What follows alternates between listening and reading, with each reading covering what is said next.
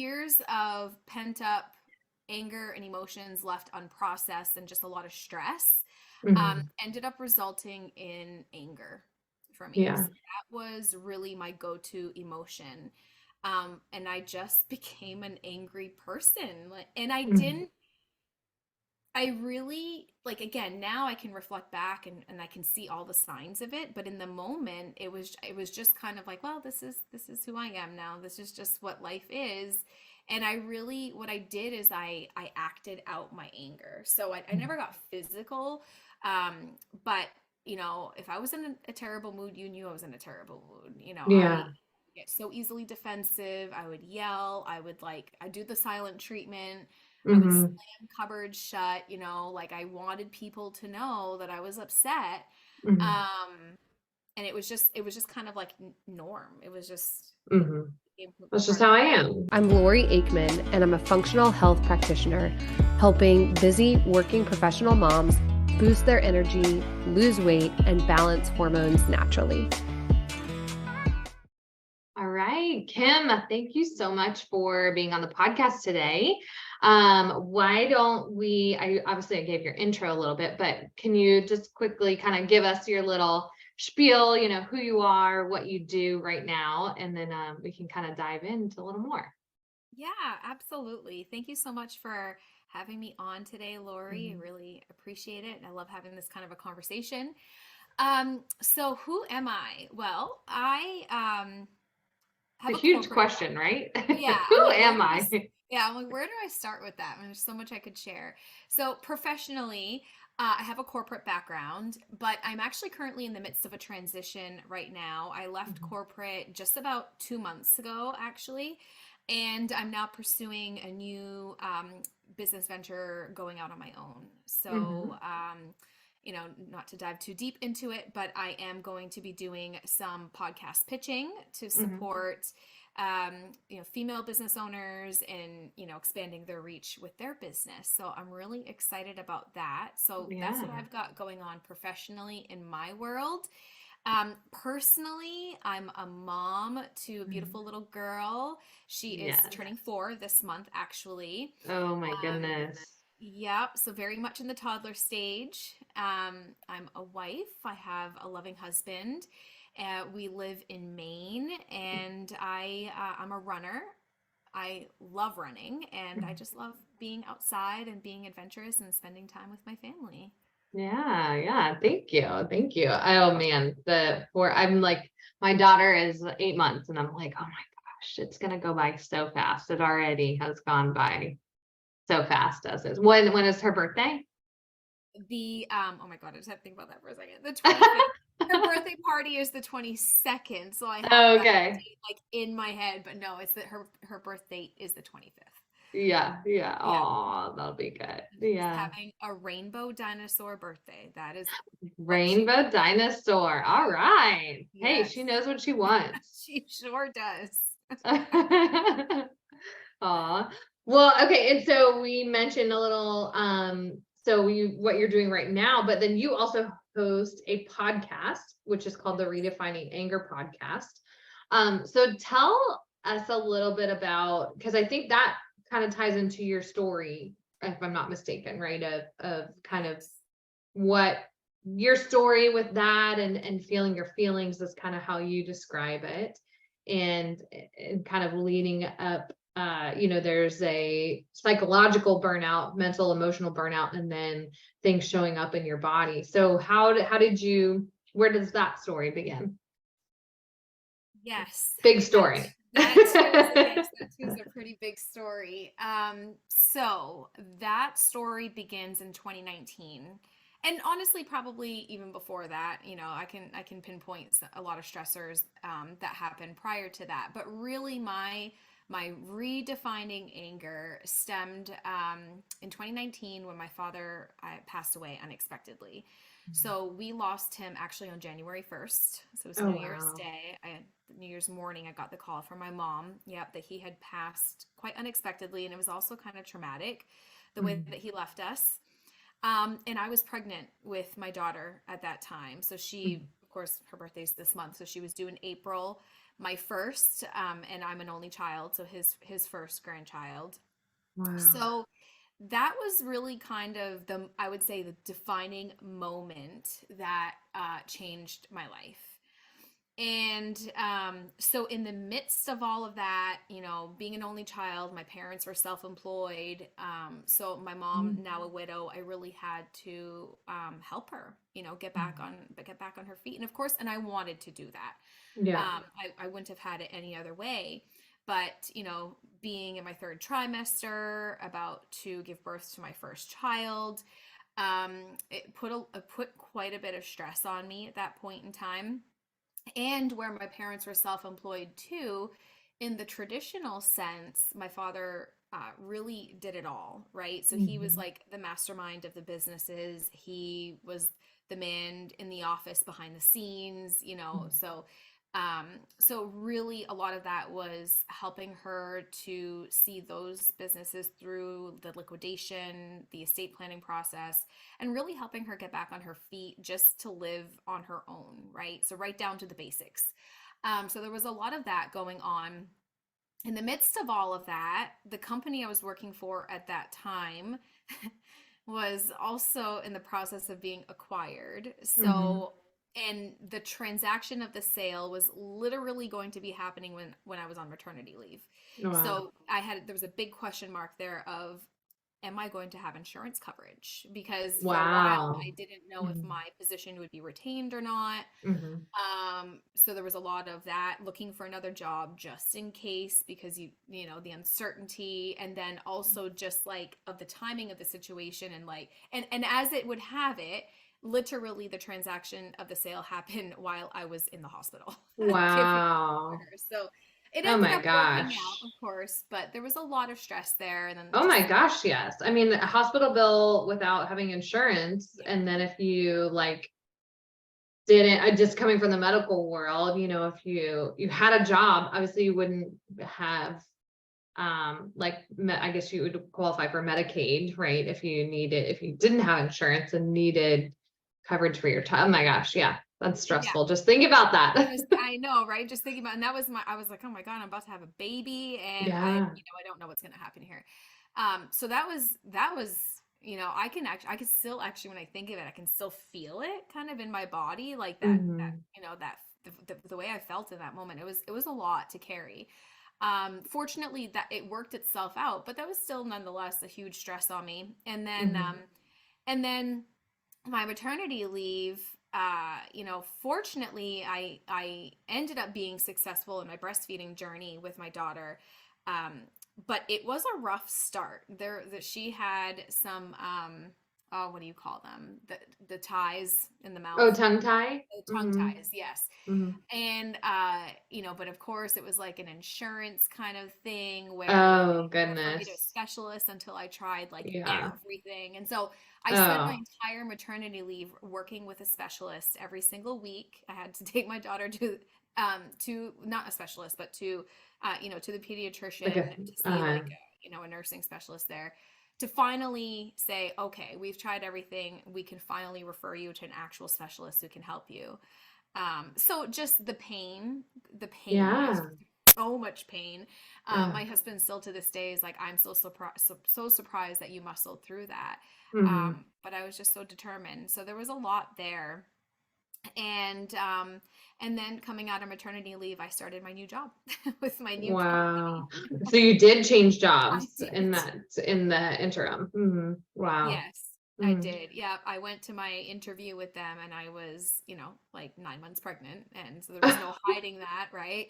So, but they were awesome, because they were willing to wait for me. They were like, we want you, and we'll wait until you're ready to come in. So, and what did you do in that role? I'm just curious. So yeah, my corporate background is banking.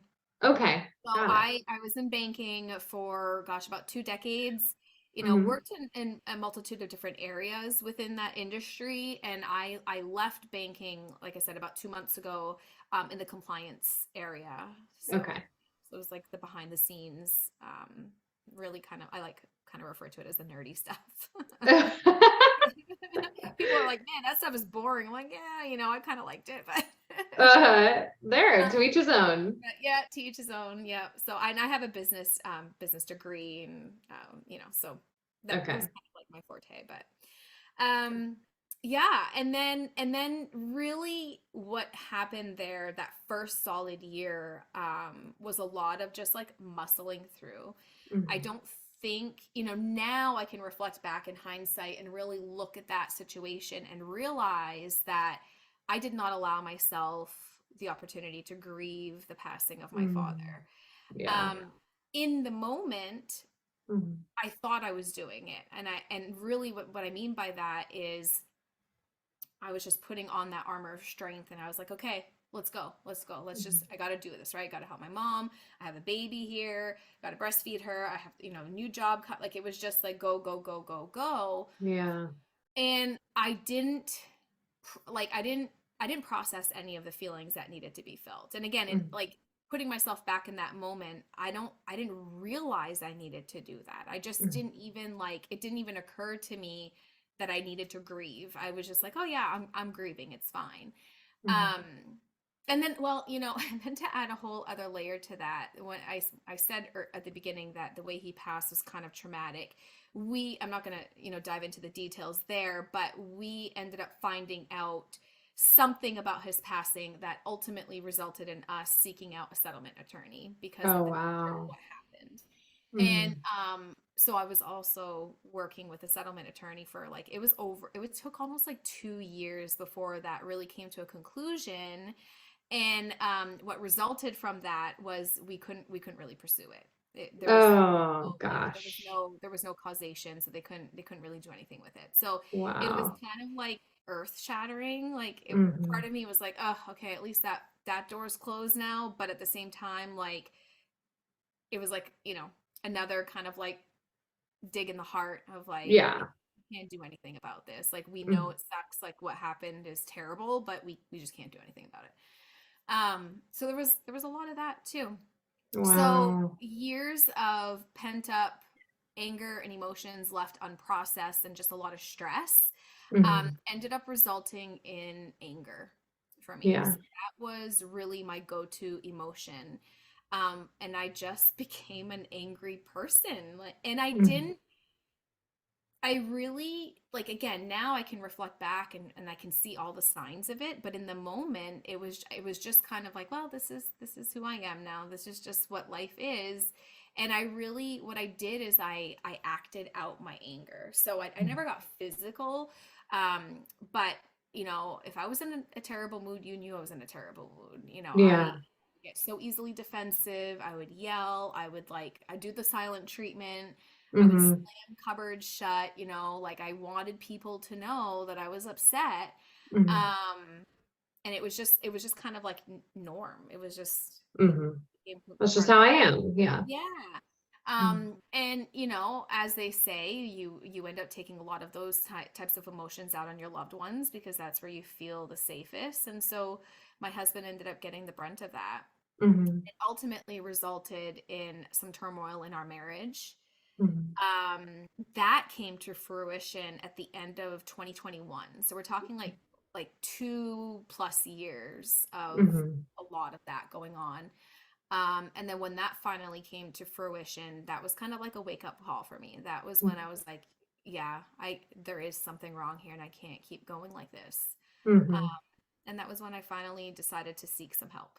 Yeah. Wow. Wow. Thank you for sharing that story. I just, you're summing up, of course, a couple of years in a Yeah. few minutes, but it's just, I feel like that happens for me when I talk to clients a lot of times and they're telling me the things that have been going on in their life. And it's like that, and I'm like, just, take a minute to like recognize how much you have been through and just it's amazing. I mean, obviously I'm like, I always think women are amazing, just all the things Yeah. that they go, you had a child, your father passed away, you're supporting your mom, you're changing jobs, like then the pandemic happened in the middle of that too. I mean, that's a Yeah, there was that ton. too. Yeah, there was that. We didn't There even was talk that about that part.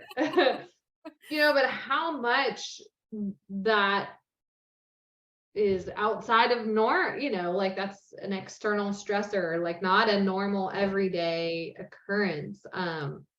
Which just amazing. And I guess I think too I can really identify with I'd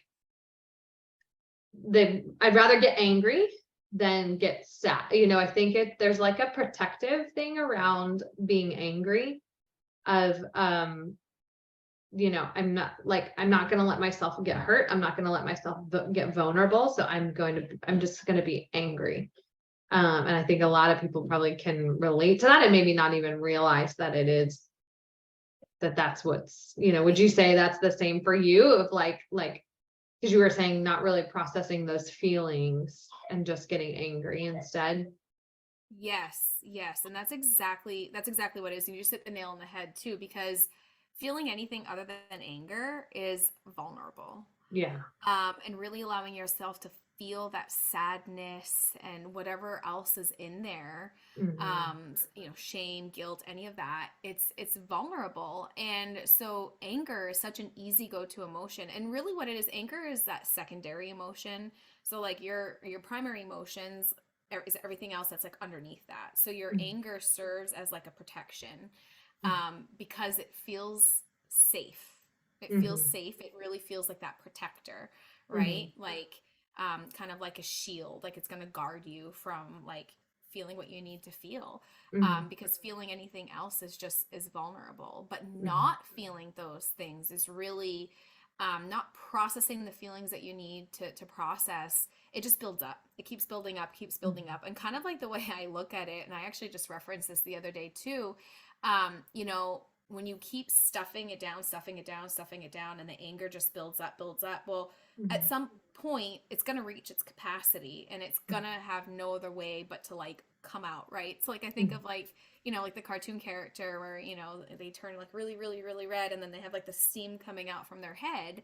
And that's really what it is. It just ends up, it has no other way but to like eventually come out. And I think a lot of people end up either like resorting to anger as a go-to emotion, and then and potentially even like just living in that space without even realizing it. And then you wonder why, you have some like turmoil in relationships, and not only with with a significant other, but in any kind of relationship with your children, or with a parent, even friends, colleagues, and that's really what it comes down to, is you have to like turn it back on yourself and take a look and ask like, what's really going on here? Yeah, which is so hard. I thought of too, while you were talking, Brene Brown talks a lot about how you can't, we want to protect from feeling that vulnerability and feeling pain and feeling, but if we protect against feeling that, you can't only not feel some emotion. Like you can't, sorry, the vacuum is going off. We have one of those robot vacuum, like a Roomba, and the kids like to touch it, and I hear it going off right now. So hopefully you guys can't hear that. I can't hear it at all. Mom life. But she talks about, I feel like I'm not saying it well, but basically you can't suppress certain emotions. You're going to suppress all emotions. So you can't, if you suppress that feeling vulnerable and feeling sad, you're also suppressing joy and happiness and love. And yes, I think I remember her giving an example of somebody she interviewed, and it was a man, and I think older, and his wife had passed away, and a regret of his was that he never really got excited about anything. And, if he could have done, because of, oh gosh, I'm butchering the story. I'm going to have to find it. But basically, yeah, he, as a protective kind of thing, he never really, always stayed very even keel throughout his whole life. Never really got, never experienced really low, kind of protected against the lows. But then that also kept him from feeling those higher, wonderful, emotions that we want to feel, of feeling happy and joy and laughter and love. And it's interesting. I remember learning that and being like, do that. Yeah, you're absolutely right. And yeah, I resonate with that because when I was in that like constant state of anger, joy was really hard to come by. And Mm-hmm. you said love, and that's so right too, because like with my, with my story with my husband and the turmoil that kind of resulted out of that, when he finally opened up to me about how he was feeling and like what my pain was causing him, of course, Mm-hmm. no communication was happening there. And so he was taking my projection onto him personally, not Mm. realizing that what was happening was my pain. That was my pain that I was projecting, Yeah. not that I was like intentionally, you know, like just being angry at him. Yeah. So there was that. And then, and what happened ultimately is that he felt like he was losing love for me because he had been holding it in for so long. And when he finally confessed to me, he was like, I don't even know how I feel anymore. Mm. And that was really like when I said the wake up call, that was like my wake up call. And Yeah. when I look back to at that moment, um what was challenging for me is for a long time I was pushing his love away. Mm-hmm. So when I was in that state of anger, I was pushing his love away. I wasn't open to receiving it. Because that's Um, vulnerable, right? so vulnerable, and Mm-hmm. I was just like angry at the world. Like, why did the world why why did it take my father away? Like he's not Mm-hmm. here. He was not able to meet his his granddaughter. Just so much like really victim mentality, right? Mm-hmm. And rightfully so, in the sense that what happened was terrible, and I Yeah. had a right to feel that way, but I just wasn't processing it. And so not only was I unable to receive his love, but I also was not willing to give any love. I had no love to give. I Mm-hmm. gave any love that I had went to my daughter. She was like my shining light through everything, and I just thank the Lord that I have her and like had her through Yeah. that. Even though that was like an added stress, really, it was like thank God I have her, like because Mm-hmm. she's what's keeping me grounded right now. Mm-hmm. Um, and then, when I finally sought help, I realized that I was I was I was going through a depression too. Mm-hmm. So there was that layer as well. So it was opening my eyes to, oh, yes, that is a lot of my reality right now. Mm-hmm. I hadn't even like considered that. But there was also that happening. So a lot of just sadness and just living in like that, that dark cloud. Mm-hmm. So yeah, when you say you suppress everything, yeah, you suppress everything. So not only what you need to process, but you suppress all like, the good, like high vibe, vibration and like feelings and emotions too. Yeah. Yeah. So what did that look like for you then? You obviously, okay, you came to this, fork in the road or whatever you want to call it. Something had to change. What was the next step you took then? So I sought a therapist. That was like my Mm-hmm. first step. I sought a therapist and really started and really actually initially I wanted to seek out a couples therapist so Mm-hmm. that we could work on our marriage. But we both, my husband and I, mutually agreed that we both really needed to work on ourselves independently first. Mm-hmm. And so that's the route that we took. And so I sought my own therapist, and I really went into it. I knew I needed to work on myself, but I really went into it with like, I need to fix my marriage. That's the Mm-hmm. problem here. Yeah.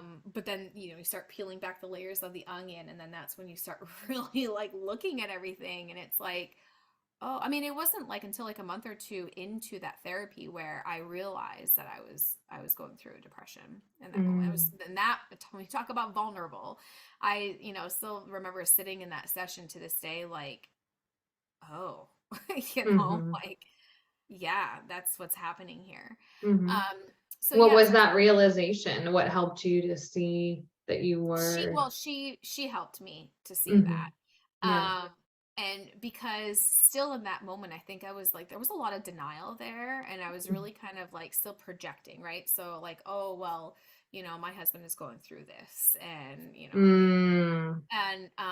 and so I was really kind of like projecting it to like in his direction. And then she's the one who really kind of kept turning it back on me, which she needed to do that. Until I was willing to see it. And that was my realization when I finally saw it. And I just remember like, it was just like a light bulb went off and I looked at her and I was like, oh my God, like, oh, maybe I'm going through a depression. And she was like, because she didn't want to say it. She wanted me to have a realization. And I was like, she just looked at me and she was like, yeah. And she's like, and that, that's okay. Yeah. Like, you went through a lot. Like you need to really take the time to heal.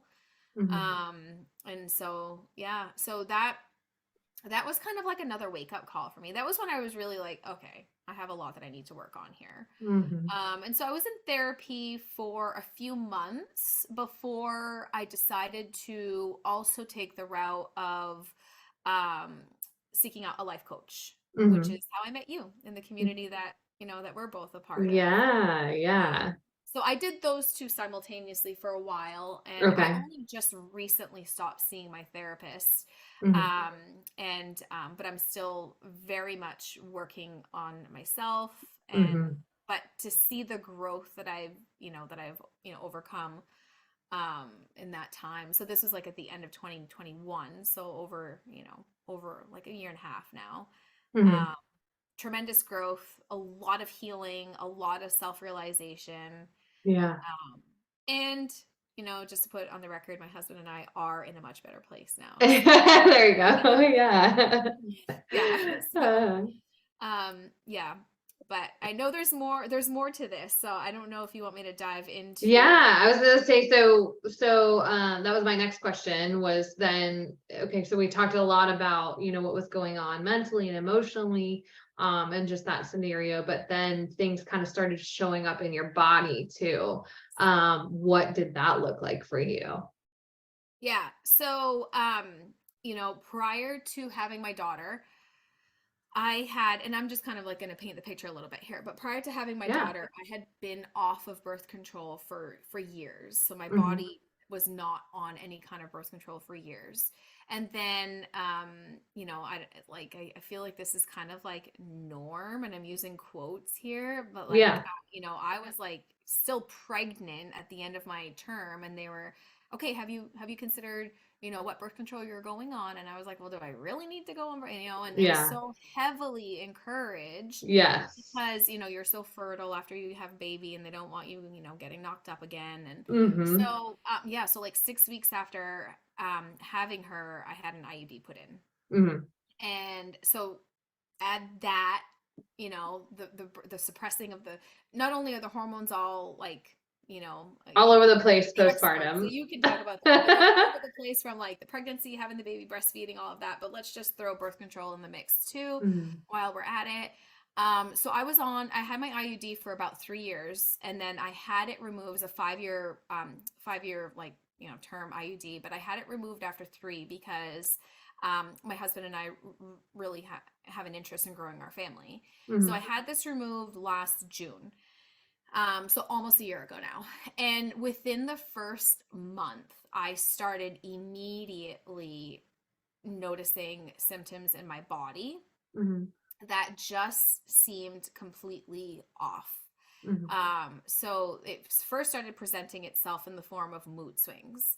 So my initial thought was, oh no, am I spiraling again? Am I like going back into old patterns? Like, what is happening? Because a lot of that anger started coming back up. And I think it was more anger with self because of the mood swings I had. I couldn't understand like what was manifesting in my body. Like, what is like, why am I just all over the place here? So that was happening.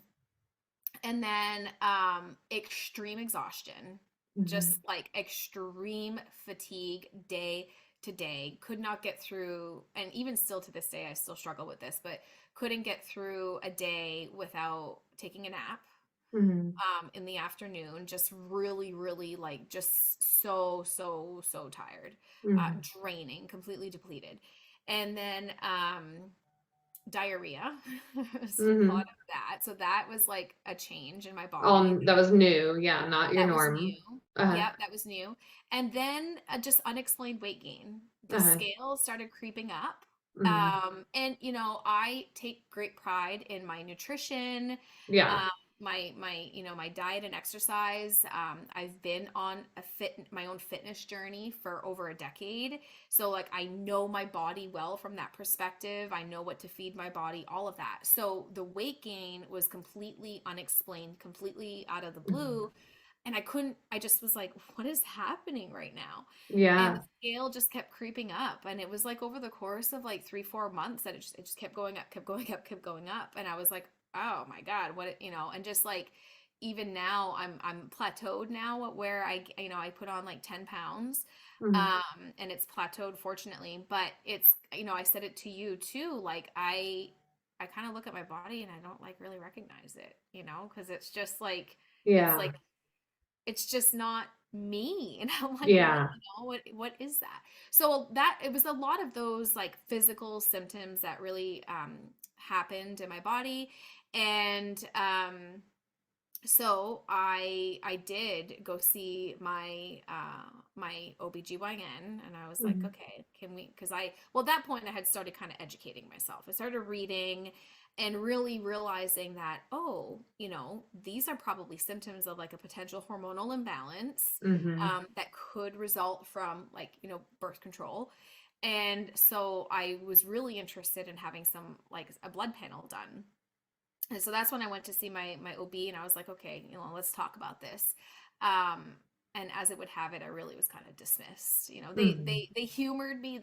I had to really demand the blood work. It was Mhm. really like a stretch. They were kind of like, well, even if we discover a hormonal imbalance in you, what do you want us to do? Like the only solution would be to put you back on birth control. That was exactly what they Yeah. said to me. Oh, and we'll put you on an antidepressant. And I was like, Yeah. well, no, like, no, that's not what I Mhm. want. I don't want just a band-aid here. I really want Yeah. to like dive in and figure out what's going on. And so they did pull the blood.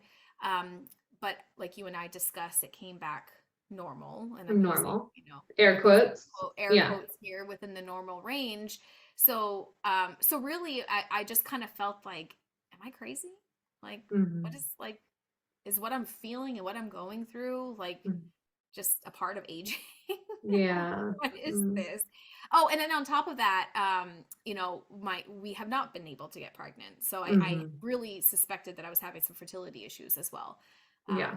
with all of that. So Yeah. it's been Well, and fun. for me, and of course, this is like what I do. I talk to women that are, in quote, burnout. And I work with women. And so I can see these patterns. I just look at, yeah, you went through all this, everything you talked about before this, you went through years of just a lot of emotional turmoil, and you had a child, and we know that you're, just changes in the gut microbiome, and we can have onset of autoimmune, your body really like isn't the same after you've had kids. And then you had a whole lot of, I'm just gonna say, trauma, on top of that. Yeah. And then I think that's the why I love having conversations about these is, gosh, hopefully somebody hears this and, can say, yeah, I did that too. And I feel like they just want to put me on antidepressants, or they told me everything was normal, but my body doesn't feel normal. And it's just so like unfortunate, that happens to, you know, a large percentage of women, where they're doing that. They're going through a very similar situation. They're going to their doctor and hoping to get help, and really just getting dismissed, like you said. So yeah, yeah. So did anybody ever make that connection for you of just or did you even think like, maybe everything I went through, or did you think it was more from the IUD that kind of led to what you're experiencing? Yeah, it really, I thought for sure it was directly linked to Mm-hmm. the IUD, the birth control, Mm-hmm. because it was kind of like, um, I had it removed. That's when the physical symptoms started happening, Yeah, right? was So it was like really. cause and effect kind of thing. Mm-hmm. But it wasn't until I started talking to you and hearing more about what you call burnout, Mm-hmm. um, that I really started realizing like, oh, yeah, all the stressors Mhm. that have happened leading up to Mhm. that, it's just, it's like a compilation of everything. Yeah. Yeah. And Yeah. it's crazy. I just think of, again, I know you said earlier, I feel like I hear that from like women will tell me like, oh, I went through these 10 things in the last 3 years, but we, we muscle on. And like, I just think if I'm looking at, your form here and like your Instagram is even running on grit, we like keep going. And cause especially if we're mom and we've got to keep it all together and take care of everybody, and it weighs on us, it really does affect our body physically. So looking back, so what those big signs for you were, you said weight gain, the exhaustion, the not able to get pregnant. And did you get pregnant pretty easily the first time with your daughter? Yes. Yeah. Yeah. Yeah. Yeah. And so that I had was definitely two a change. pregnancies. One was unsuccessful and one was successful, but both of them, they were like immediate. It was like Hmm. one try and done. Yeah. Um, and I know our bodies change over time, so I knew that there was like, the chance that it might take some time, Hmm. you know. Um, but I just pair that with the physical symptoms I was going through, and then what I was reading about with like, potential hormonal imbalance and Hmm. what that can impact and just how it can impact fertility. I was like, I'm like, I said to my husband, I'm like, we can keep trying and keep trying and keep trying, but we could be trying for a really long time without Yeah. any results. And Hmm. and that was when I had started talking with you about Hmm. working with you, and I knew that like going down this journey with you, that I would need to make some changes, and that would include like putting that on pause for a little bit Hmm. of trying. And my husband and I were like, yeah, no, let's heal your body. Let's heal Hmm. your body. Let's get you well again so that you can actually feel good. Yeah. And then we could revisit that. Yeah. Yeah. I know. I think of just, yeah, you think being pregnant, like pregnancy being so demanding, and then like coming into a pregnancy from like I don't want to say, but like a depleted state, is then challenging then too. So Yeah. what do you think, just for, if somebody's out there listening and they're like, gosh, like they're really seeing themselves in your story.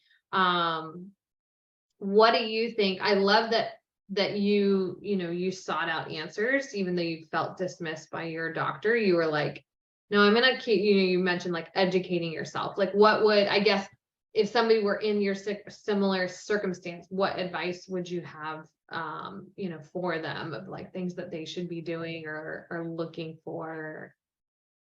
Yeah, I would say definitely, if you're in a position where well, first of all, seek help, right? If you're Mhm. not feeling great, like I think the biggest thing that we do as women is we dismiss ourselves. Our Mhm. body presents us symptoms that sometimes we just ignore, right? And that Mhm. going back to like just muscle through, like I'll deal with that later, or no big deal, right? Like, oh, just some weight gain, Mhm. no big deal, or just whatever it is, right? Mhm. It can be We easily put the dismissed, kids but first, and right, everybody exactly. else first. Yes, yeah, putting everyone else first and putting ourselves on the back burner. And someday when, everything else is perfect, which there is no such thing, and that's a whole other conversation. But, Yes.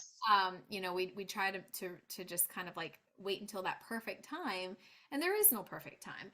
Mhm. And, I just think that if there is any part of you that you're feeling off in your body, listen to your body, Mhm. listen to yourself, because you know your body best, and your body is giving you a symptom, Mhm. and your body's telling you something, I need some attention here. So Mhm. I think that that's the first thing, is definitely don't ignore whatever it is that you're going through in your symptoms. Listen to it and seek help. And if you find yourself getting dismissed by Western medicine, don't stop there. Mhm. Keep looking. And that's what I did. I mean, that's how I found you, and I was like, okay, I'm open to having a conversation Mhm. about it. And I think that the other thing I would say is, again, going back to start making yourself a priority, Mhm. and don't hesitate on investing in yourself. Yeah. So not only financially, but energetically, emotionally, all of that. Mhm. And time investment too, because it can take some time and some patience to, Mhm. to heal and to go through what you need to go through, but you're worth it. Yeah. You're Yeah. worthy of that, and you're worthy of feeling good in your body. Yes, yes. Oh my gosh. Well, I think that's beautifully said. Yeah. I just was thinking of, you've been on this journey, we're talking about of just like going through therapy and then life coaching and just really investing in yourself. And yeah, I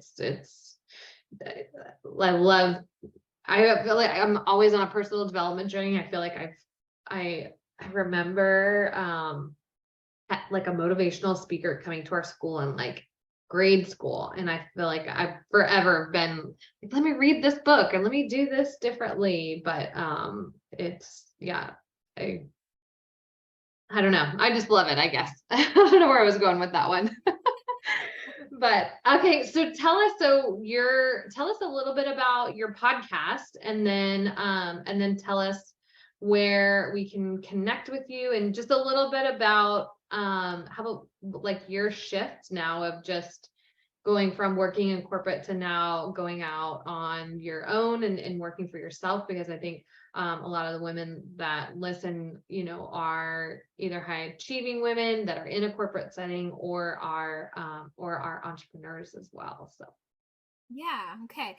So yeah. So my podcast, Redefining Anger, I created that really as like a passion project, and it mhm. was really to get my story out there, because for me, initially I felt a lot of shame with what Mhm. I went through. So much shame with the anger I felt, and for causing my husband pain as well. Mm. And there was a lot of shame there, and I hid from it for a little while. It took me a while to open up about it, but when I finally started opening up about it and sharing it, so sharing with, like, I'd pick and choose, like, oh, maybe it's safe to tell this friend, maybe it's safe to tell Mm. that friend.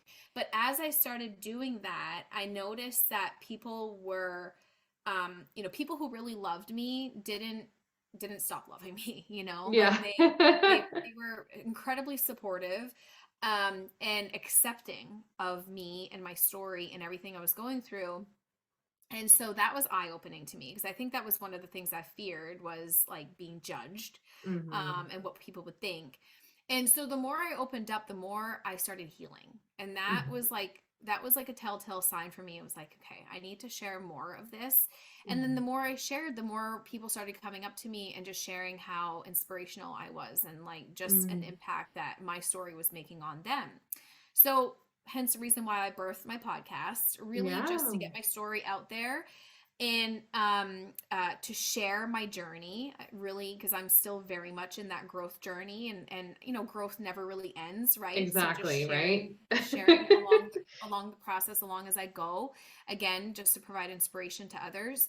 And it also serves as a platform too for others to share their story. So, Mhm. if they want to open up and share their story from a healing place, and then also to provide inspiration to others. And I think my mission there is to just normalize feeling, and then Mhm. to change the script on anger, because there's a lot, like I said, there's a lot of shame around anger, and I think Mhm. we either shy away from admitting that we have anger because of that, or we just it's kind of one of the, it's like, we don't want to talk about it. Mhm. And so it's just to change the script on that anger is not necessarily a bad thing. When anger shows Mhm. up, it's there as a sign, Mhm. and it's what you do with it, and it's how you use that anger. So anyway, that's really where my Yeah. podcast came from. And It's so needed. yeah. Because I think of it, like when you were talking about just the movie, I think it is, right? Anger management. You think of angry as like, oh, you have an anger problem, Right. rather than, like you're saying, anger really being a sign of, it's like a sign that, okay, there's more here, there's more going on. Yeah. Yeah. Mhm. Yeah. And just to, yeah, and just to normalize it a little bit more, Mhm. that it's okay to talk about it. It's okay to even feel it. Mhm. You also need to be able to feel it too, to also make space for, to feel everything else. So yeah, there's so much there to unpack, but so that's really what that is. And I can be found on Instagram Yeah. primarily. That's really where I hang out. So Mhm. running on grit, it's running.on.grit. Mhm. And We'll link it. yeah, and I started that page well before any of this happened, and I started it really as a platform to share my fitness journey. And it's Mhm. really molded and developed since then. I'd share a lot. It's a lot of everything. A lot of my fitness, a lot of personal development, just a lot of vulnerability on there. So, people who just want more of me, they come to follow me on there. Yeah. And yeah, so the career transition, oh my goodness, there's a lot there too. I know we didn't really dive into it before. I share about that on my podcast, so if anybody's really curious Awesome. about that, We can check it out please, there. yeah, please check out the podcast. But yeah, I am now, I'm transitioning from corporate to, I guess you can say entrepreneur. It's still funny for me to like identify that way, Yeah. because I'm still very green, very much in startup. But it's exciting and it's exhilarating, and I'm looking at it as like another growth opportunity for me. Mhm. And I think what it is I'm realizing more than ever now that really this is what I meant to be. For the longest time, I thought that I'd be in corporate forever. And Mhm. now, having gone through my growth journey and seeing where I'm at, like I see myself so differently now. I have a lot more confidence. I show up um, differently in my Mhm. life. And I see myself more as a leader. And so I'm just so excited to be able to put myself out there in a different capacity into the world Mhm. now. That's amazing. Yeah, that's awesome. I love that you're able to, I love when I see women own that. Like you said, I see myself as a leader. I think that that is so awesome when women can be confident and their